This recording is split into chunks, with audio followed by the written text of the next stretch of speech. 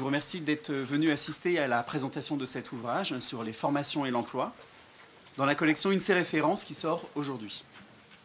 Alors vous remarquerez que notre équipe venue présenter cet ouvrage est composée de représentants de différentes institutions qui y ont contribué. Cet ouvrage est en effet le fruit d'un partenariat de longue date entre l'INSEE et les organisations statistiques en charge de la formation. Bonjour, Claude Mini de la DARES, je suis chargé d'études au département emploi. Donc je vais vous présenter la vue d'ensemble de cette INSEE Référence. En premier, l'aspect formation initiale, puis l'insertion dans les premières années après la fin des études.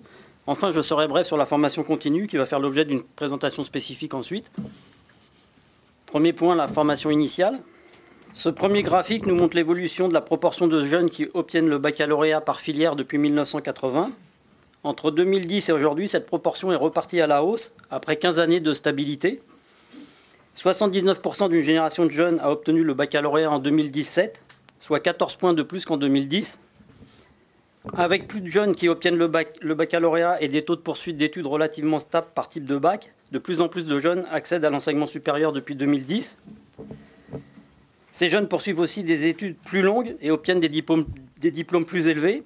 En particulier, le nombre de diplômés au niveau Bac plus 5 s'est fortement accru, progressant de 40% en 10 ans.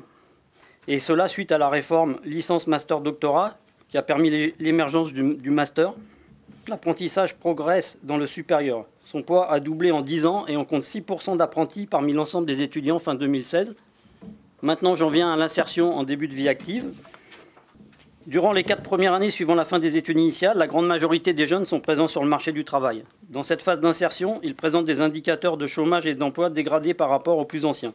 Vous avez sur ce tableau les principaux indicateurs d'activité de chômage et d'emploi de 1 à 4 ans après la fin des études et pour les personnes qui les ont terminées depuis plus de 10 ans. En 2016, le taux de chômage approche les 20% pour les premiers contre seulement 8% pour les seconds. Les jeunes qui ont terminé récemment leurs études sont aussi plus souvent dans le halo autour du chômage, souhaitant travailler mais ne recherchant pas d'emploi ou n'étant pas disponibles. Vous avez maintenant par sexe toujours le même type de tableau. Concernant la formation, on constate que l'avantage des femmes en termes de niveau de diplôme est plus important pour celles qui viennent de terminer leurs études que pour les plus anciennes.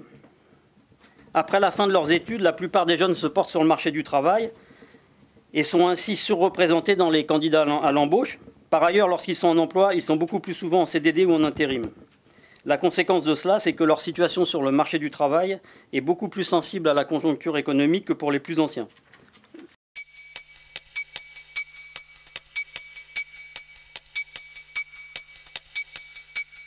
Bonjour, donc je suis chargée d'études au CEREC et je vais vous présenter le dossier sur l'insertion professionnelle des jeunes. C'est un dossier qui a été réalisé en exploitant les enquêtes génération. Produites par le CEREC, ce sont des enquêtes de statistiques publiques qui permettent de retracer les conditions d'insertion professionnelle des jeunes dans les 5 années qui suivent la formation initiale. Alors il ne s'agit pas de jeunes au sens d'une classe d'âge. Ce sont des jeunes au sens où ils démarrent sur le marché du travail, ce sont des débutants qui sortent aux différents étages du système éducatif. Alors 4 générations de jeunes sont utilisées ici. Donc génération 92, les jeunes qui arrivent en 92 sur le marché du travail, 98, 2004 et 2010, chacune suivie pendant 5 ans. Alors elles arrivent dans des contextes conjoncturels assez différents.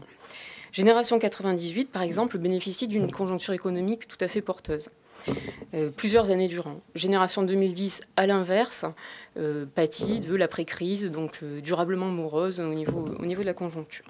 Et les générations 92 et 2004, elles sont entre les deux.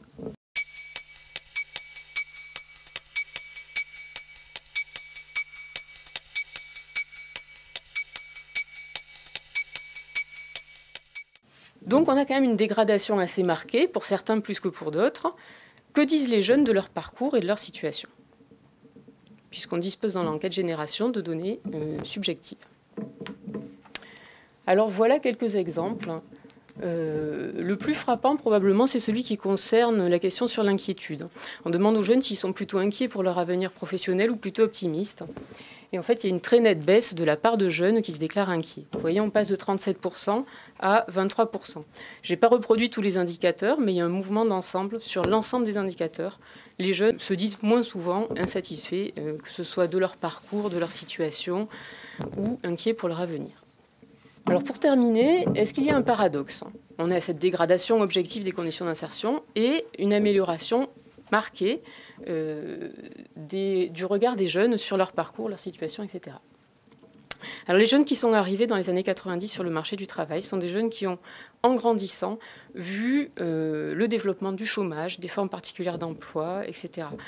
Alors que pour les jeunes qui sont arrivés dans les années 2010, ça a toujours fait partie du tableau. Donc il est probable qu'il y ait une forme de banalisation à l'égard de ces éléments pour les jeunes générations.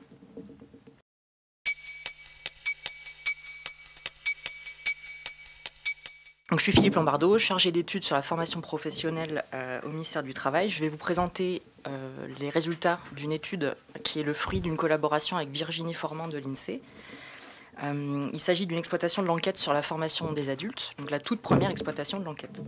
Si on s'intéresse à certaines caractéristiques des personnes qui ont suivi ou pas suivi de formation, on voit qu'une personne sur deux en emploi, à la date de l'enquête, a suivi au moins une formation dans l'année. Alors, on retrouve par ailleurs dans l'enquête des constats déjà établis par le passé.